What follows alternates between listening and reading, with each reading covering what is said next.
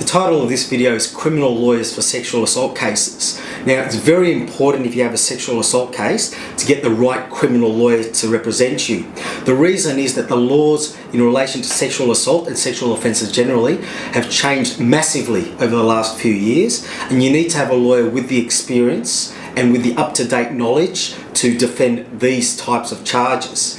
Now, the first thing to consider when you're thinking about getting a lawyer for your sexual assault case is that they have relevant experience. So they may have been a lawyer for 10 years, 20 years, 30 years.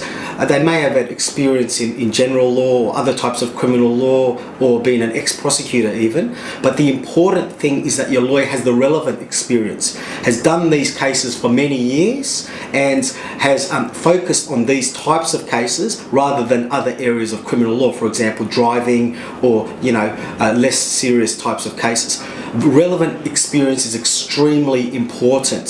So have a good look into their credentials, research them, ask other people, and see whether they've done these types of cases in defence, not in prosecution, in defence for many years. Now ex-prosecutors, they will have just obviously prosecuted cases. They won't have the experience to have prepared these cases over a long period of time, defended them over a long period of time, fought for their withdrawal, and that's extremely important over a long period of time. Relevant experience is very, very important.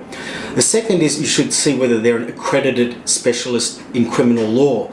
Now, an accredited specialist is someone who's certified by the Law Society of New South Wales as an expert in criminal law. They have to have at least 5 years of experience, they have to have done exam, they have to have done certain types of studies, and the Law Society at the end of the day has to give them that big and very important tick that these people are experts in criminal law. So that's being an accredited specialist. The third thing is, as I've already mentioned, that they have up-to-date knowledge. So quiz your lawyer. Ask them about what the procedure is in these types of cases, whether certain types of, well, if you're able to do this, to ask them whether certain types of case, parts of the case may be admissible, things that the complainant may have said or done in the past, things like that. To be up to date with the knowledge in these types of cases is very, very important. It's always changing. It's always being made harder for defence lawyers in sexual assault cases. Make sure your lawyer has the relevant, up-to-date knowledge.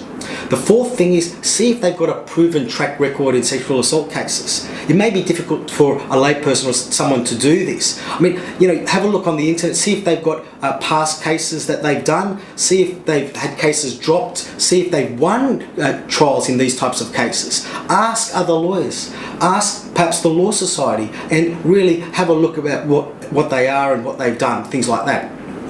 So their reputation is very, very important. The fifth is confidentiality. Now, many years ago, I was quite frankly disgusted to find that one of the ways that the media can get a hold of information is through press releases from lawyers. Now, this is a very, very controversial thing.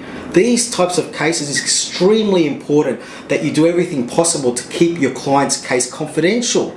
Confidential as best as you can in every possible way. So confidentiality in these types of cases is very, very important, because if the word gets out that they're accused of this terrible type of an offence, or they're wrongly accused, whatever it might be, the damage may already be done. Keep the cases confidential. So if you'd like to come in for a free first appointment with me or another senior lawyer here who's very experienced in sexual assault cases, you can ring us 24/7 on 9261 881 and we can relieve your burden.